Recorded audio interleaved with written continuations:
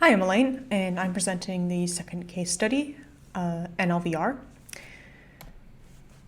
NLVR stands for Natural Language for Visual Reasoning. Today I'll be talking about two corpora related to this, NLVR and NLVR2. In both of these corpora, our goal was to create a large corpus of natural language paired with images, and we wanted to focus on a diverse set of language phenomena. The tasks that we will use in these corpora are given an image in a sentence, determine whether a sentence is true or false about the image. So it's kind of like a image caption entailment task.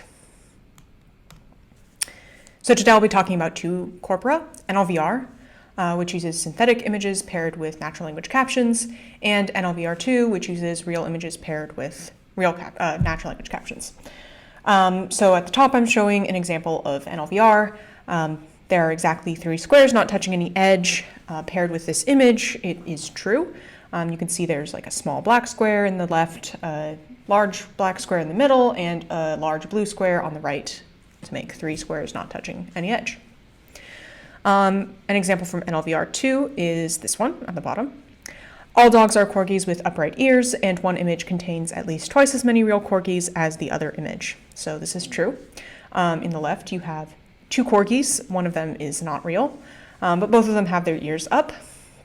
And on the right, you have 2 corgis. Both of them are real. So that's why this is a true sentence. Okay, so today, first I'll talk about the design goals of both NLVR and NLVR2. Then I'll go into detail about how we collected both of these data sets, how we made sure the data was high quality, how we managed crowdsourcing, and for each one I'll also be talking about the resulting corpora, the kind of like language phenomena we get out of it with some examples. So the goal we had for both of these corpora are, first of all, we wanted to have images that include a diversity of spatial relations, attributes, and grouping of objects in order to elicit language that has references to spatial relations, sets, counts, negation, that requires reasoning jointly about language and the image. This has been done in parallel with other data sets like Clever, for example, which was introduced in 2017, where the goal was to get a corpus of compositional language. However, a lot of the existing corpora use synthetic images and synthetic language. And for our purposes, we are really interested in how we elicit natural language that has these kind of complex reasoning phenomena without also allowing for like reasoning shortcuts. So when we were choosing which task to use for our data set, we had 2 sort of things we wanted to keep in mind. First was evaluation. We really wanted it to be an easy to evaluate task. Data sets for like image captioning or even visual question answering have a lot of challenges when it comes to evaluation because, for example, there might be many possible good image captions. So we use a binary classification task, basically determining whether a sentence is true or false. That's really easy to evaluate. We also wanted to be able to measure model robustness in terms of language understanding. So the way we do this is we pair each sentence with multiple image contexts, each image context having different labels, so each sentence might have some true images and some false images. This allows us to measure the consistency of a model's predictions for a particular sentence across multiple contexts. So it's like a more robust way of evaluating language understanding capabilities. And there were some things we wanted to avoid when we were designing our task and crowdsourcing in particular. So I think recently there's been a lot of work in terms of trying to avoid spurious correlations between different inputs and outputs for data sets. For example, we don't want to be able to predict a label given just the text without looking at the image. So one way we tried to avoid this is by pairing each sentence with both positive and negative labels when you have different image contexts. We also have a small label set, so it's really unlikely that some sentences are just generally more true than others, and because for each sentence we have some images that are true and some that are false, there's no way to predict whether a particular sentence like that is just generally true or false. So that's one way we avoid this. We also don't want the sentences to be too trivial, like there's a blue square. We don't want sentences to be very simple like that. We also don't want them to be really, really complex. So the way we avoid this is by when we have sentence writing, having workers write sentences that apply to a few but not all of the images that they see at a given time. And because we have sentences paired with multiple images, and we basically get many examples from one sentence writing task, that lowers our cost per sentence, which is an added benefit. So I'm going to talk now about NLVR and then NLVR2. First, I'll go into detail about how we kind of got the image context for both of these data sets, what the sentence writing task looked like, and also what the validation step looked like. So for image sourcing, we want complex and interesting images. We want different objects with a bunch of different attributes, interesting spatial relations, different groupings of objects. So for NLVR, which uses synthetic images, we can just generate images that have these kind of properties, and we can have really tight control over what the images look like. This becomes a little harder when we extend to real images. So what we do is we develop some heuristics and procedures to use web search to find sets of similar, interesting, complex images. During the sentence writing phase, we want sentences paired with multiple image contexts and also multiple true-false labels. And our solution for this is having a contrastive sentence writing task where workers will write a sentence that is true about some of the image contexts but false about the others. And I'll show an example of that soon. Finally, for validation, we want to make sure that the labels that we implicitly get from the sentence writing task are actually correct. So what we'll do is we'll ask other workers to label image and text pairs as true or false, independent of the other images that came from the sentence writing contexts. And in the end, we end up filtering out the low agreement pairs in the dev and test sets. But there's a paper at EMNLP this year that has a discussion on why that might not always be a good idea, so check that paper out. So first I'll talk about NLVR, where we have synthetic images paired with natural language captions. So first I'll talk about how we generated the images in NLVR. We start by randomly generating a single image. So we put a lot of thought into how we designed the image generation process for NLVR. So we chose it to be colorblind friendly, so we have a set of contrastive colors. We choose to use a small number of properties, so we have 3 colors, 3 shapes, and 3 sizes, because we wanted the language to focus less on how the images differed in their properties and more on how they differed in their compositionality and counts and things like that. And then we also subdivide images into these 3 light gray boxes in order to sort of group objects, hoping to elicit references to things like sets of objects. Finally, we have 2 different styles of images. So this one here is a scatter image where objects are just randomly placed on this image. But we also have tower images, like I'm showing down here, where we are stacking blocks on top of each other. So this might get us some more ordering sort of information, or sentences, I guess. Okay, so when we're generating a set of contexts to prompt a sentence writing task, we will then generate a second image using the same process. And then we'll generate a third image, but this time we'll use the objects from the first image. We'll just randomly put them in different places. And similarly, to get the fourth image, we randomly take objects from the second image and place them around. So then we ask workers to write a sentence that is true about the top 2 images here, but false about the bottom 2. So for example, a sentence that satisfies this is there's a box with 3 items of all 3 different colors. This is true about the top 2 images, but false about the bottom 2, and you can pause here and verify that if you'd like. So the reason we choose to do this kind of contrastive sentence writing task is that the sentence has to be general enough to be true for 2 images, so they can't just enumerate every single object present in the top image.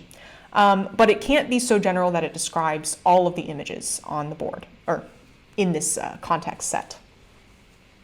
And we also do the object shuffling, where we take the objects in the first 2 and put them in the bottom 2, because we don't want people to be giving us trivial sentences like there is a blue square, because if there's a blue square in one of the true images, then there's going to be a blue square in one of the false images. So then the last step here is validation, where we show a worker a sentence and an image. We take it out of the context of the other images. At this point now we have our examples, which are images paired with sentences. I'm not sure if you noticed, but we also shuffle the boxes in the image, these light gray boxes, because one of the guidelines we give the workers is we want their sentences to be invariant to the ordering of these boxes. So we want to verify that they did that during validation. So we get about 92,000 examples with about 3,600 unique sentences. When we measure agreement in the, I believe this is in the dev set, using the filtered dev set after we remove low agreement examples, we have pretty high agreement. And we have a really small vocabulary because this is such a constrained domain, but we get really interesting language out of this. So first of all, here I'm showing a distribution of sentence lengths. So we are comparing Microsoft Cocoa, which is the captioning data set, Clever and Clever Humans, which focus on compositional reasoning, and then VQA, which is visual question answering. We see that NLVR, which is the black line, has a similar distribution to MS Cocoa, and an average sentence length of 11.2, which is pretty long. We also do a lot of linguistic analysis to see what kind of phenomena are in our language and what kind of reasoning this data set actually requires. So we looked at, I believe, 12 total phenomena, and here I'm just showing 9 of them. So we looked at things like counts, so hard cardinality and soft cardinality. We looked at coordination, negation, universal quantifiers, coreference, presupposition, spatial relations, and comparisons. And here I'm showing NLVR in gray and VQA in blue, and we can see that for vast majority of these phenomena, NLVR has much higher representation than VQA does. So I'm going to show a few examples of these. In terms of counts, we separate this into hard cardinality and soft cardinality, where hard is an exact count and soft is sort of placing bounds on a count. So for example, there's a tower with exactly 3 blocks and it has a yellow block and 2 blue blocks. Requires the model to count exactly how many towers, or for each of these towers, it has to count how many blocks are there, and then within that tower has to count how many yellow blocks and how many blue blocks are there. For soft cardinality, it's placing bounds on the counts. So for example, there are at least 2 yellow squares not touching any edge, and you can see here that there are 3 yellow squares that aren't touching any edge, so this is true. We also look at things like coordination. So for example, there is a box with a yellow item and 3 black items, and also negation. There's a box with a black item between 2 items of the same color and no item on top of that. Okay, so now I'm going to move on to talk about NLVR2 and how we extended this data collection procedure to real images. So one of the major challenges to this is that we can't generate images the same way we did with NLVR. We really don't have much control over the image content, but we still want complex images, and we want them to have the sort of like similarity relationships we got from NLVR, where objects might be the same across images, they just might be in different configurations, for example. So our solution here was to use image search engines and similarity tools. We design search queries that will elicit complex images, use the similar images tool in Google Images to construct sets of image contexts, and then we also filter out different images from this procedure to ensure quality, like the images are relevant, for example.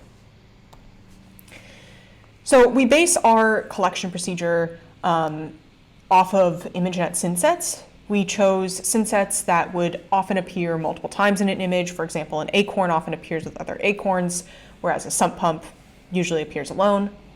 We chose ImageNet because it allows for use of ImageNet models and tools, and we also then have some kind of weak annotation on what is in each image. So we know that this image contains an acorn, for example. However, when we just search for acorn in Google Images, we get results that have pretty uninteresting images, like just a bunch of clip art, for example. or single acorns. So we really want to get more interesting images, like the ones you can see here with like a pile of acorns. That's much more interesting than a single acorn. So what we'll do is we'll generate, we defined heuristics to generate search queries that will elicit these kind of images. So we combine synset names like acorn with numerical phrases, hypernyms, and similar words. So one of our queries might be 2 acorns. We might get an image like this one from our search. And then what we'll do is we'll find similar images to, I believe, like the top 16 images from this particular search result. So Google Images has a similar images tool, which links you to images that are visually similar to a sort of like seed image. Yeah. So this is our seed image here, and we end up using the similar images tool to get a set of related images that are much more visually similar to the other one than to this one than the other ones that appeared with this original query. So then what we want to do is we take the top, I believe we take the top 16 from this as well, images, and we will remove low quality images from the set. So we don't want images that, we only want images that contain the synset acorn. We don't want things like clip art. We want to remove inappropriate content. So what we'll do is we'll ask workers to identify images that should be removed, like for example, this one here has walnuts and pine cones, but no acorns. Then what we want to do is we want to end up with a final set of 8 images. So for all the images that pass this filtering process, we will ask workers to annotate them with whether they're interesting or not. So we define interesting in a few different ways. One of them, for example, is that the image contains multiple objects. Another is that maybe, for example, if it's an animal, it's doing something interesting like eating rather than just sitting. So we ask workers to tell us which images are not interesting. So for this example, these 3 images were selected because they each only contain 1 acorn. And then basically what we'll do is we will reshuffle this list because remember these are in order of like similarity. It's the order from the Google Images similarity tool. So we reshuffle them and so that the less interesting ones are at the end, and we basically take the top 8 of them. And if there are fewer than 3 interesting images as a result of this, we just don't use that set. So now we have 8 images.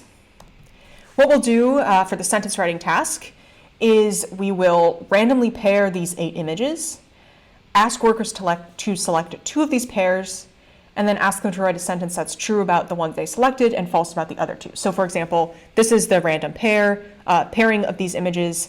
Let's say I selected the 2 on the right to write a sentence about. So I have to write a sentence that's true about those 2 but false about the ones on the left. So I'll say, one image shows exactly 2 brown acorns in back-to-back caps on green foliage. So that's a sentence writing task. In the validation task, similar to NLVR, we ask another worker to give us a label.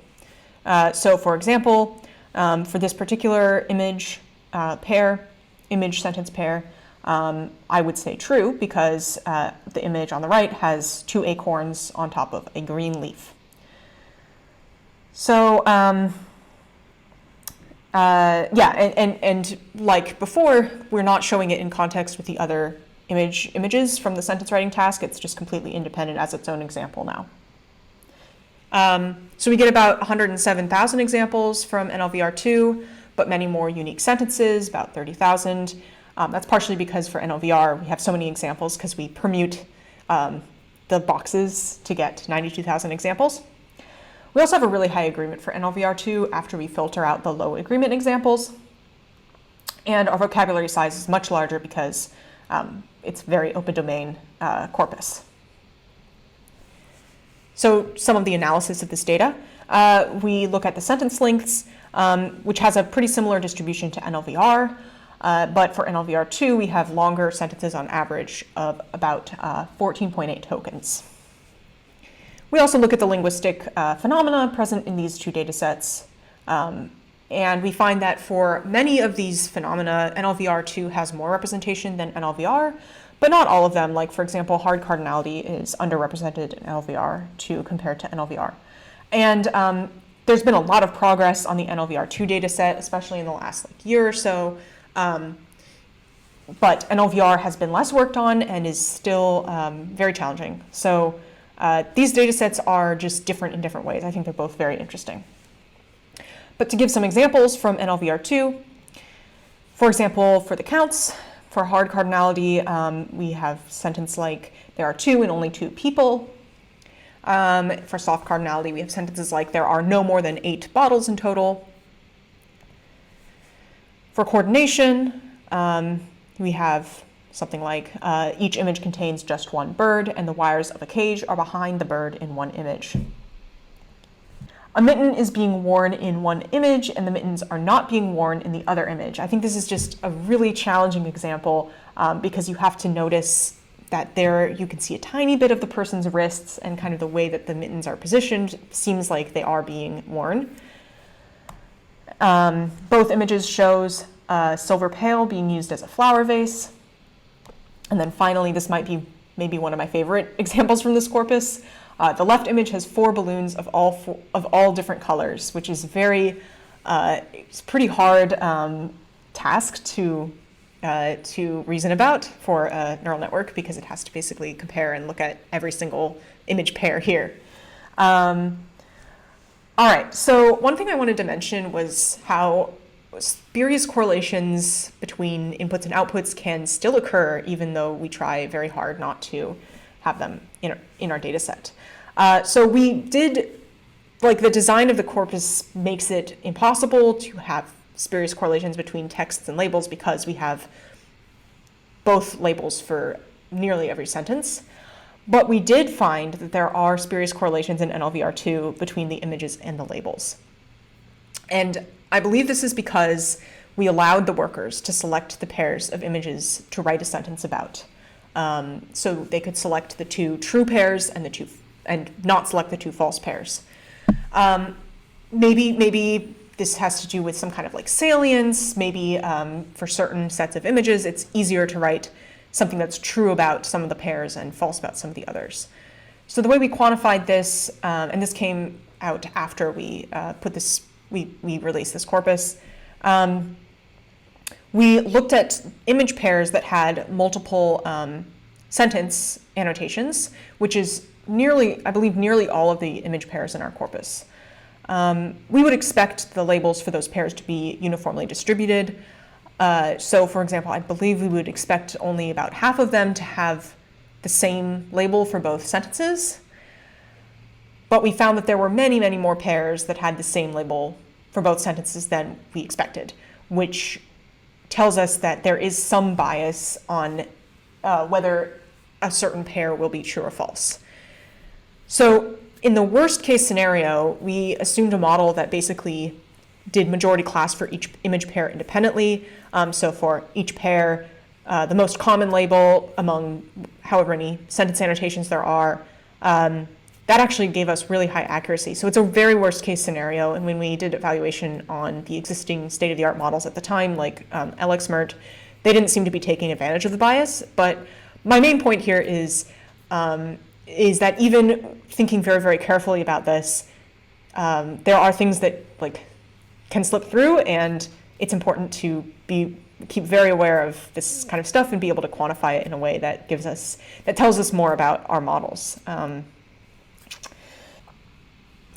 Okay, so now I'm going to talk about how we actually manage the crowdsourcing for NLVR and NLVR2.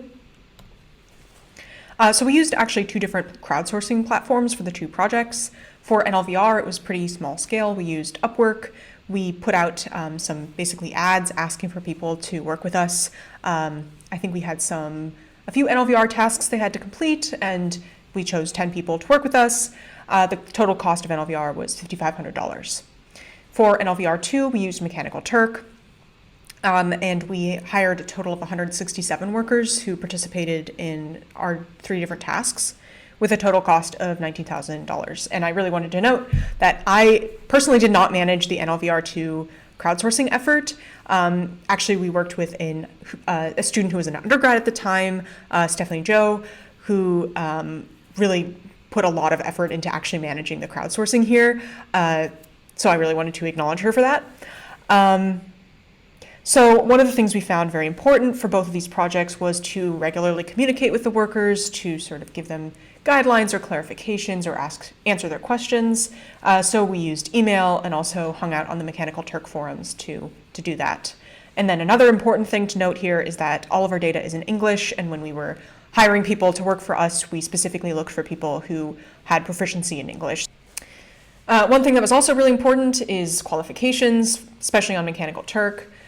So we had 2 different qualifications for different tasks. So for the image curation and filtering task and the sentence writing tasks, we had them read a short tutorial about our guidelines, take a very short quiz with 19 sentences and basically determining whether or not the sentences fit the guidelines, and then also writing a sentence using a pre-selected image set.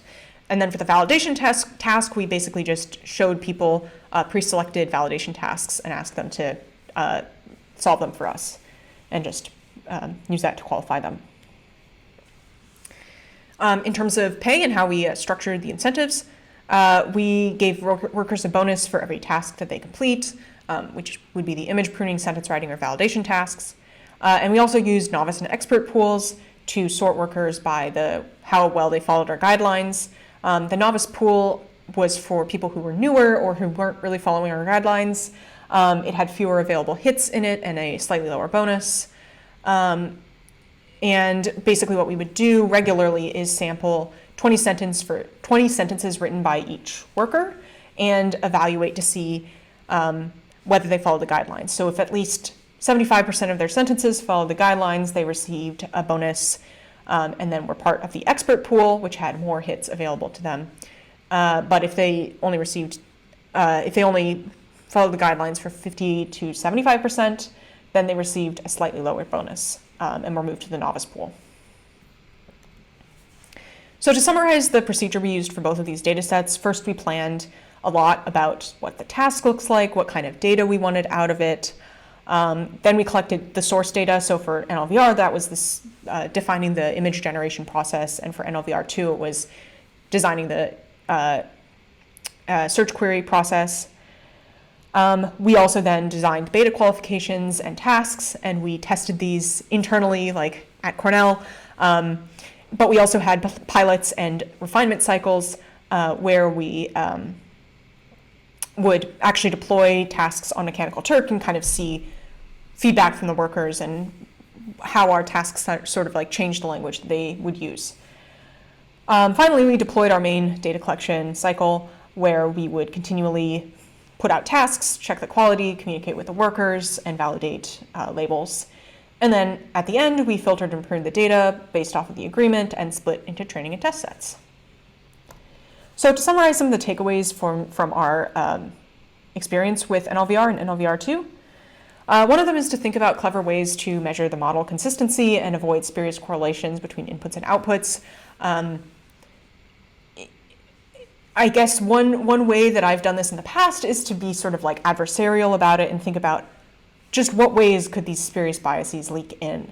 But then also keeping in mind that even with all these sort of things that we're choosing to do to avoid this, there might still be some biases that are slipping through.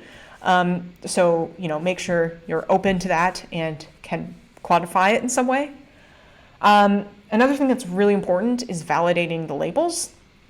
I've seen other corpora, like for example, some instruction following corpora where the instructions written by people were never actually followed by other people, so they're actually very, very noisy. I think it's incredibly important to have some independent analysis backwards to say, okay, was this label actually correct? Another thing that was useful to us is splitting workers into novice and expert pools just as a way to incentivize them and get them more work opportunities for our tasks.